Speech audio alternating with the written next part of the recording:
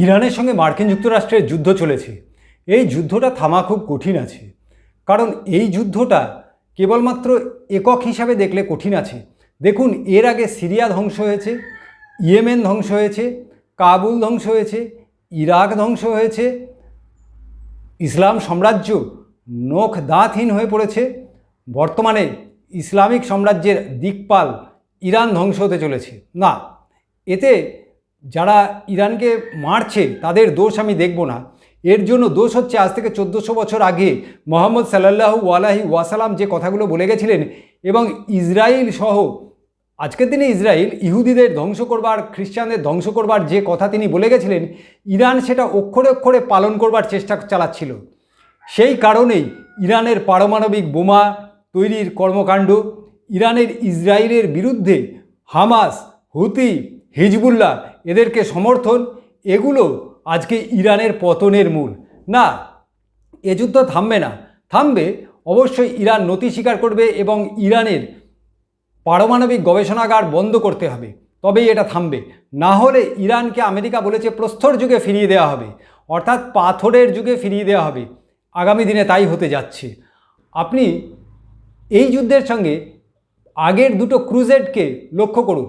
অর্থাৎ আগে মুসলমান এবং খ্রিস্টানদের দুবার ক্রুজেড হয়েছিল। এই ক্রুজেডে কার পরাজয় হয়েছিল, অর্থাৎ ধর্মযুদ্ধ হয়েছিল, কার পরাজয় হয়েছিল, কার জয় হয়েছিল, থেমে গেছিল।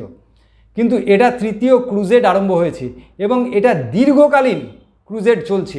আজকেও এই যে ইরানের চিন্তাধারা, এই চিন্তাধারা মোহাম্মদীয় সাল্লাল্লাহু আলাইহি ওয়াসাল্লাম সারা বিশ্বের মুসলমানদের মধ্যে ছড়িয়ে দিয়ে গেছে।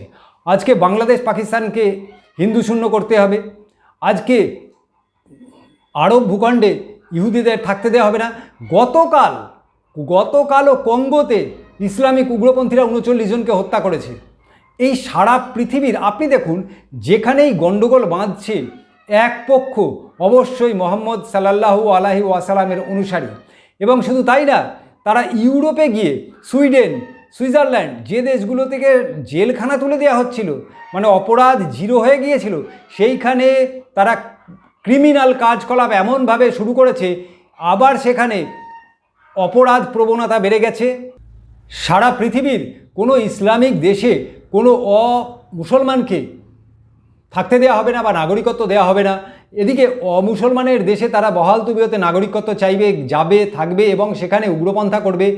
এগুলো যেন একেবারে সেই 1400 বছর আগের কিতাব দেখে চলে আসছে আজ পর্যন্ত। এগুলো বন্ধ হতে যাচ্ছে।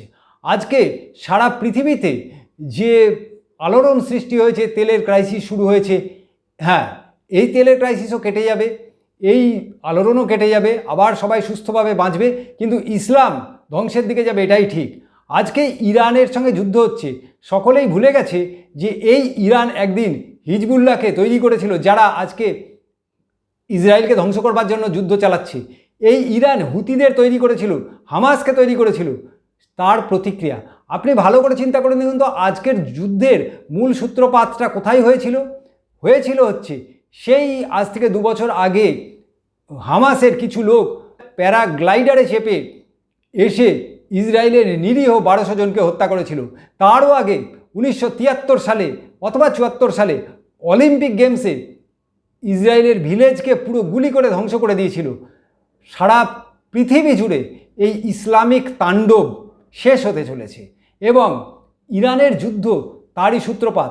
আজকে যদি ইরানের যুদ্ধের কারণে আপনি মার্কিন যুক্তরাষ্ট্র এবং ইসরায়েলকে দায়ী করে থাকেন, তাহলে এটাও আপনাকে মনে রাখতে হবে, এই যুদ্ধের মূল কারণ হচ্ছে আসমানি কিতাব।